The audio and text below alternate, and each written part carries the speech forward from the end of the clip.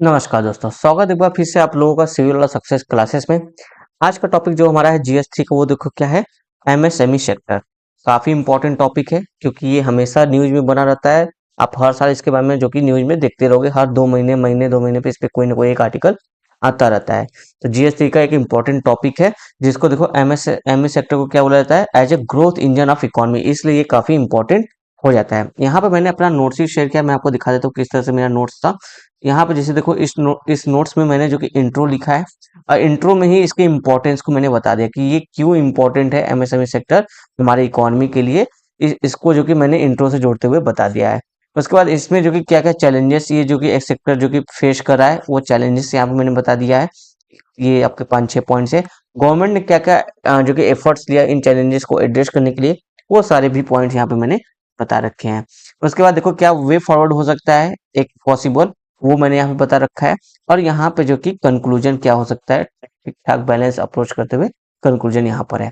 कुछ इसी स्ट्रक्चर में जिस तरह से हम आंसर लिखते हैं अपना ना जीएस 3 का, उसी स्ट्रक्चर में जो कि इसको मैंने बताया ताकि आपको आसानी हो आंसर राइटिंग में भी इसको समझने में। ज्यादा फालतू कंटेंट नहीं होंगे, बस काम काम की ही चीजें होंगी, और अच्छे अच्छे डेटा पॉइंट्स के साथ ही आपके सारे पॉइंट्स होंगे डेटा के साथ।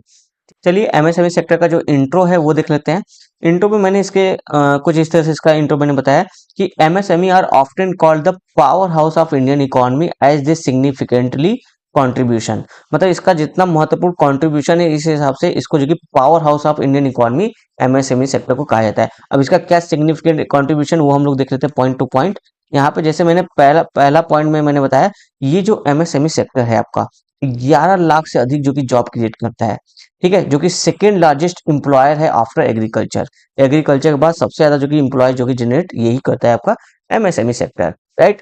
सेकेंड पॉइंट में मैंने इसके इंपॉर्टेंस में बताया कि ये देखो, देश में जितने टोटल मैन्युफैक्चरिंग होते हैं उसका 38% मैन्युफैक्चरिंग का पार्ट होता है एमएसएमई सेक्टर से आता है।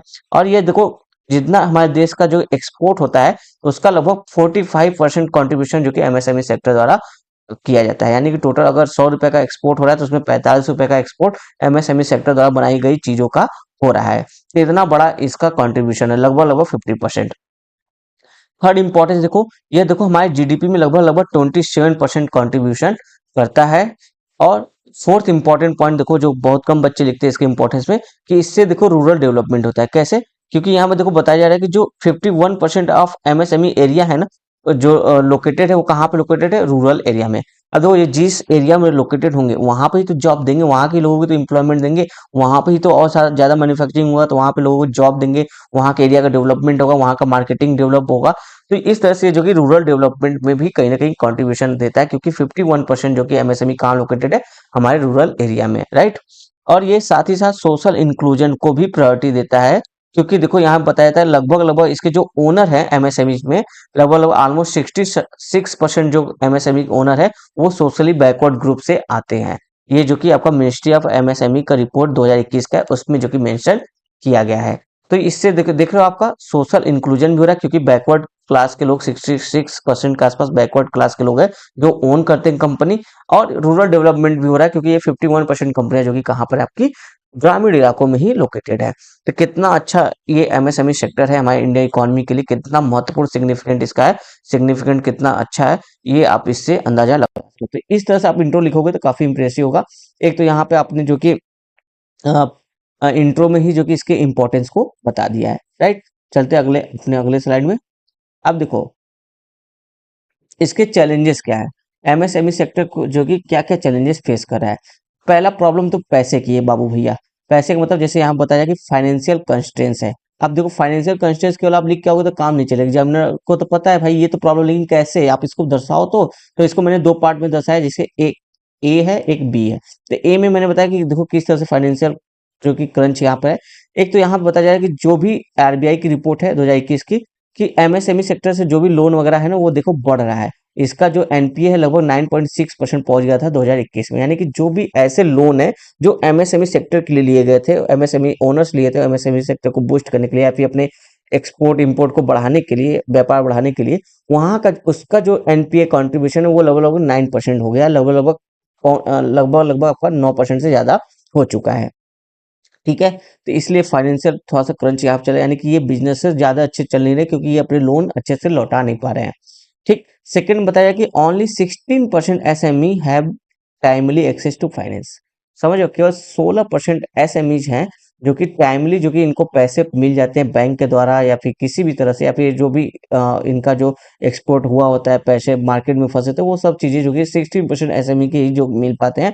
बाकी जो 84%, देखो कितनी बड़ी संख्या है, उनका जो कि फाइनेंशियल प्रॉब्लम हमेशा होता रहता है, टाइम पे उनके पैसे नहीं मिलते, चाहे वो लोन एक्सेसिबल हो, चाहे फिर मार्केट में उनके पैसे फंसे हो।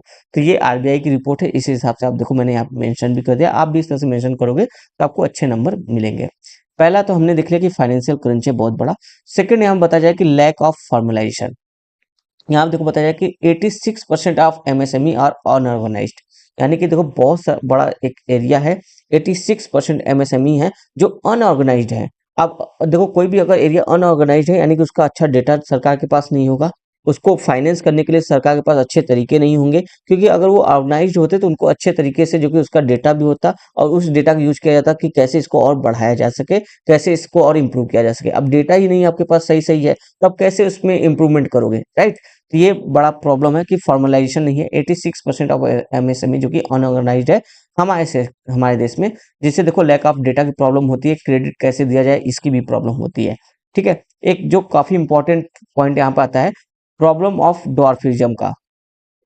ठीक है, प्रॉब्लम ऑफ डॉर्फिज्म। अब ये क्या टॉप कॉन्सेप्ट है, यहाँ पे देखो बताया जाता है, प्रॉब्लम ऑफ डॉर्फिज्म कहने का मतलब है कि less contribution in job creation and economic growth as compare to other nation. अब जैसे देखो चाइना का जो एमएसएमई सेक्टर देखोगे ना, वो अपने जीडीपी का लगभग 60% कंट्रीब्यूशन करता है, लेकिन हमने अभी देखा कि हमारा जो एमएसएमई सेक्टर है, ये हमारे जीडीपी में लगभग 27% ही कंट्रीब्यूट कर रहा है। और जो चाइना का एमएसएमई सेक्टर है, तो ये जॉब में भी बहुत ज्यादा क्रिएट, मतलब कि जॉब में भी बहुत ज्यादा इसके अवसर है, बहुत ज्यादा जॉब क्रिएट करता है। लेकिन हमारा एमएसएमई सेक्टर लगभग लगभग देखोगे तो 11 लाख के आसपास कर रहा है, जबकि चाइना का देखोगे तो लगभग 30 लाख से ज्यादा जॉब क्रिएट करता है। जितनी इसकी मतलब क्षमता है ना, ये अपनी कैपेसिटी से कम जो कि प्रोड्यूस कर रही है, इसी को बोला जाता है प्रॉब्लम ऑफ डॉर्फिज्म। समझ में आ गया होगा उम्मीद है आपको। चलो नेक्स्ट पॉइंट देखते हैं, पुअर इंटीग्रेशन ऑफ टेक्नोलॉजी। अब देखो क्यों है पुअर इंटीग्रेशन ऑफ टेक्नोलॉजी, क्योंकि देखो बहुत बड़ा एरिया जो कि अनऑर्गेनाइज्ड है।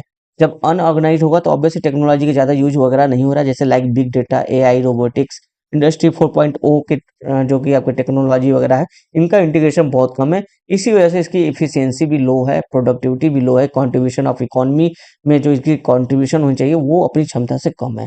ठीक है, ये एक प्रॉब्लम है। फिफ्थ यहाँ पे देखो बताया जा रहा है कंपटीशन।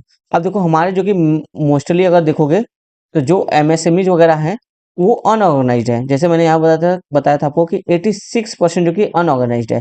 लेकिन जो हमारा कंपटीशन, वो बड़े बड़े लोग, बड़े बड़े जो कि जायंट मल्टीनेशनल कंपनी है, वो मैन्युफैक्चर करती है। तो अब वो बड़े स्तर पर अगर कुछ प्रोडक्शन करेंगी तो ऑब्वियसली उनका जो सामान होगा वो सस्ता पड़ेगा, जबकि अगर कोई छोटे छोटे स्तर पर जो कि प्रोडक्शन करेगा तो उसका सामान जो कि महंगा पड़ेगा, सामान बाजार में बेचने के लिए। तो इससे क्या होता है, कंपटीशन काफी बढ़ जाता है हमारा, अदर देश के जो बड़े बड़े जायंट मैन्युफैक्चर कंपनी है, एमएसएमई है, उनसे जो कि काफी ज्यादा कंपटीशन हमको तगड़ा मिलता है, और हम अपनी चीजें जो कि सस्ती दरों पे नहीं बेच पाते, हमारी जो चीजें होती है एक्सपोर्ट होती है वो महंगी होती है।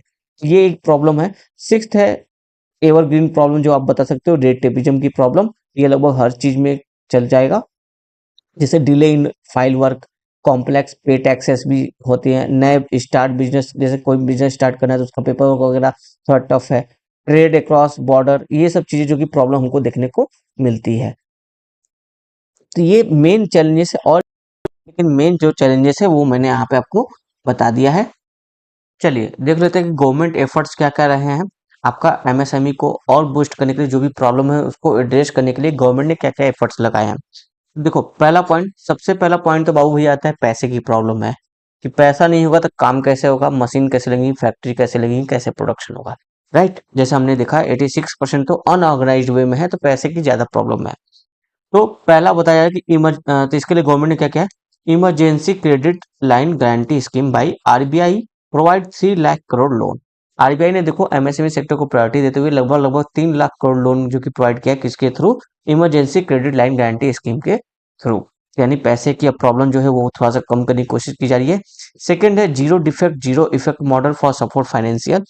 चलो आप लोग मुझे कमेंट करके बताओ कि ये zero defect zero effect model है क्या। ठीक है, कमेंट करना जरूर भूलना नहीं। थर्ड पॉइंट है credit link capital subsidy scheme to upgrade technology and machinery, यानी कि जो भी इनके पास अभी हमारे एमएसएमई सेक्टर के पास जो भी मशीनें हैं, टेक्नोलॉजी है, वो पुरानी काफी ज्यादा है मैक्सिमम लोगों के पास। तो उसको अपग्रेड करने के लिए जो कि credit line capital subsidy scheme लाया गया है, ताकि ये जो अपनी मशीनें हैं टेक्नोलॉजी वो अपग्रेड हो जाए और जिससे उनकी इफिशियंसी बढ़ जाए, प्रोडक्शन कॉस्ट कम हो जाए और प्रोडक्शन भी अधिक हो सके। राइट। फोर्थ है MSME classified as a priority sector lending. MSME को जो कि प्रायोरिटी सेक्टर लैंडिंग क्लासिफाई किया गया है, जिसका बेनिफिट काफी ज्यादा एमएसएमई को मिलेगा, लोन वगैरह काफी कम इंटरेस्ट में मिलेंगे और प्रायोरिटी इसको दी जाएगी इन्वेस्टमेंट करने के लिए इस सेक्टर को। ठीक है। स्फूर्ति स्कीम है टू इंसेंटिवाइज ट्रेडिशनल इंडस्ट्री, यानी जो हमारा ट्रेडिशनल इंडस्ट्री है उसको भी इंसेंटिवाइज करने के लिए गवर्नमेंट ने जो कि स्फूर्ति स्कीम लॉन्च किया है। और साथ ही देखो एमएसएमई का जो इंफ्रास्ट्रक्चर है इसको डेवलपमेंट करने के लिए तो एमएसएमई क्लस्टर डेवलपमेंट प्रोग्राम लेके आई है गवर्नमेंट, ताकि जो एमएसएमई की इंफ्रास्ट्रक्चर की प्रॉब्लम है वो दूर हो सके। और इसकी वजह से जो कि इसके लिए जो क्लस्टर डेवलपमेंट प्रोग्राम लेके आई है, जैसे फूड जो हमारा एक था फूड वाला प्रोग्राम था, उसमें भी क्लस्टर अप्रोच था, मेगा फूड पार्क, ये सब चीजें जो थी, तो उसमें भी क्लस्टर अप्रोच था। इसी तरह एमएसएमई का इंफ्रास्ट्रक्चर बूस्ट करने के लिए भी क्लस्टर डेवलपमेंट प्रोग्राम लाया गया है। सेवेंथ है मुद्रा लोन स्कीम। इसके जरिए भी जो लोगों को कम से कम लोन पे जो कि ज्यादा ज्यादा पैसा दिया जाएगा, ताकि वो अपने बिजनेसेस को स्टार्ट कर सके। राइट। ये तो कुछ गवर्नमेंट के एफर्ट्स हमने देख लिए। अब देखते हैं वे फॉरवर्ड। वे फॉरवर्ड में क्या क्या लिखेंगे, ज्यादातर आप यही चीजें लिखोगे जो आपने चैलेंजेस बताए हैं, उसका समाधान कैसे हो सकता है, वो सारी चीजें आप वे फॉरवर्ड में बता सकते हैं। जैसे आप एग्जांपल के तौर पर देखो, मैंने यहाँ पे लिखा है पहला पॉइंट, डिजिटाइजेशन ऑफ एमएसएमई। जैसे यूपीआई गवर्नमेंट ने लिखा थी आपका डिजिटल पेमेंट के संदर्भ में क्रांति लेके आई थी यूपीआई को, उसी तरह हमें एमएसएमई का भी डिजिटाइजेशन करना है। क्यों करना है? ताकि हमारे पास डेटा हो सके, गवर्नमेंट के पास पता तो चल सके कि कितने एमएसएमई कैसे है, किस हाल में है, ताकि उसी हिसाब से उन सभी एमएसएमई का स्टेट वाइज, डिस्ट्रिक्ट वाइज, उस हिसाब से उनका अपग्रेड हो सके, उन पे जो कि पैसे लगाए जा सके, जो ज्यादा पिछड़े हैं उन पे ज्यादा फोकस किया जा सके। इसके लिए जो कि डिजिटाइजेशन ऑफ एमएसएमई ज्यादा जरूरी है। और साथ ही साथ जो नए नए टेक्नोलॉजी है उनको यूज करने के लिए भी एमएसएमई का डिजिटाइजेशन होना जरूरी है। ठीक है, पहला ये। सेकेंड है नेशनल पॉलिसी, सॉरी, सेकेंड है national logistic policy can be also use to boost competitiveness of MSME. यहाँ पे बताया जाए जो आपका नेशनल लॉजिस्टिक पॉलिसी गवर्नमेंट लेकर आई है, ताकि जो लॉजिस्टिक कॉस्ट है प्रोडक्ट की, जो भी एक्सपोर्ट होता है या फिर विद इन एक्सपोर्ट होता है बाहर के देशों में, या फिर इंट्रा स्टेट जो भी ट्रेड होता है, जिसके लिए जो कि लॉजिस्टिक कॉस्ट अभी हमारा लगभग देखोगे तो 14 रुपए के आसपास पड़ रहा है, जबकि ग्लोबल एवरेज देखोगे तो 9 से 10 रुपए है।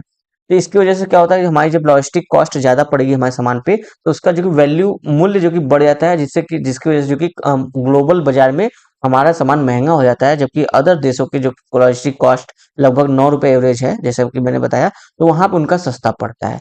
तो इसलिए बोला जा रहा है यहाँ पे जो नेशनल लॉजिस्टिक पॉलिसी है ना, अगर ये अच्छे से इम्प्लीमेंट होती है, ये अच्छा स्मूथ काम करती है, तो जो हमारा कॉस्ट है प्रोडक्ट को जो कि एक स्थान से दूसरी जगह पे ले जाने के लिए, वो कम होगा, जिससे जो कि कॉम्पिटेटिवनेस जो कि एमएसएमई की बढ़ेगी। ठीक है। थर्ड पॉइंट बताया जा रहा है कि e commerce platform can be used to expand the MSME market. MSME market को एक्सपेंड करने के लिए ई कॉमर्स प्लेटफॉर्म यूज किया जा सकता है। जैसे यहाँ पे बताया जा रहा है उदाहरण के लिए कि government can enlist India Post network as last mile delivery at low cost. यानी कि यहाँ पे गवर्नमेंट जो कि इंडिया पोस्ट नेटवर्क है, इंडिया पोस्ट का, पोस्ट ऑफिस का हमारा जो नेटवर्क है, लगभग लगभग देखो ये हर विलेज में है। राइट। इतना बड़ा नेटवर्क है पूरे इंडिया में, north to south, west to east. तो इस नेटवर्क का यूज कर सकते हैं हम as a e commerce platform, जैसे कि जो डिलीवरी करने के लिए, जो भी प्रोडक्ट डिलीवरी करना है हमको विद इन कंट्री वगैरह, वो जो कि इसके जरिए भी हो सकता है, जिससे इसका जो डिलीवरी कॉस्ट है वो कम पड़ेगा। फोर्थ यहाँ बताया जाएगा कि प्रमोटिंग एसएमई बॉन्ड। ठीक है, गवर्नमेंट जो कि एसएमई बॉन्ड जो कि प्रमोट करे, ताकि जो कि एसएमई को पैसे मिल सके, इजीली वे में मिल सके, कम इंटरेस्ट में मिल सके, जिससे वो जो कि इसका जो डेप्ट कैपिटल मार्केट को भी बूस्ट मिलेगा एमएसएमई के। राइट। फिफ्थ बोला जाए कि ट्रेनिंग एंड स्किल, यानी जो एमएसएमई वर्कर हैं जो काम करें उनको ट्रेनिंग दी जाए, उनको स्किल दी जाए, ताकि वो बेहतर काम कर सके, कम समय में ज्यादा बेहतर जो कि इनकी आउटपुट निकल सके। सिक्स बोला जाए कि बूस्टिंग मेक इन इंडिया। जो हमारा मेक इन इंडिया प्रोग्राम है उसको जो कि बूस्ट किया जा सके, इसको जो कि ग्लोबल वैल्यू चेन से जो कि लिंक किया जा सके, और इंडिया की जो ब्रांडिंग है उसको भी जो कि इफेक्टिव मार्केटिंग के थ्रू जो कि बढ़ाया जा सके, ताकि जो एमएसएमई सेक्टर से जो हमारी प्रोडक्ट निकलते हैं, अगर देखो ब्रांडिंग एक बार बन गई ना आपकी, तो आपकी प्रोडक्ट अगर महंगी भी होगी तो भी बिकेगी। अगर ब्रांड नहीं है तो प्रोडक्ट अगर सस्ती भी है तो भी कम बिकती है। राइट। तो इसलिए बड़ा इंपॉर्टेंट दिया जाए कि मेक इन इंडिया को बूस्ट करना चाहिए, ब्रांडिंग पे फोकस करना चाहिए और मेक इन इंडिया की चीजें जो भी हमारी चीजें निकली इसको ग्लोबल वैल्यू चेन से हमको लिंक करने की कोशिश करनी चाहिए। तो ये कुछ सजेशन हो गए। तो अपने कंक्लूजन पे, कंक्लूजन में यहाँ पे बताया जा रहा है कि MSME can play a vital role in growth of economy as India enters the Amrit Kaal phase. They can play important role in inclusive development as a global hub of manufacturing sector. ठीक है, तो जो हमारे दो इससे एस्पेक्ट हैं कि हमारे देश में इंक्लूसिव डेवलपमेंट, इंक्लूसिव ग्रोथ होनी चाहिए, ये भी अचीव हो सकता है और इंडिया को जो ग्लोबल हब बनाना है मैन्युफैक्चरिंग का, ये भी कंप्लीट हो सकता है अगर एमएसएमई सेक्टर को अच्छे से, जो कि हमने उसका उपयोग किया, अच्छे से उसकी एफिशिएंसी पे काम किया, तो ये चीजें हो सकती हैं। तो इस तरह से एक कंक्लूजन है अमृतकाल फेज को थोड़ा सा यहाँ पे जोड़ते हुए। ठीक है, इस तरह से आप कंक्लूजन लिख सकते हो। तो ये रहा आज का हमारा क्लास। मिलेंगे कल अगले वीडियो के साथ, तब तक के लिए धन्यवाद दोस्तों।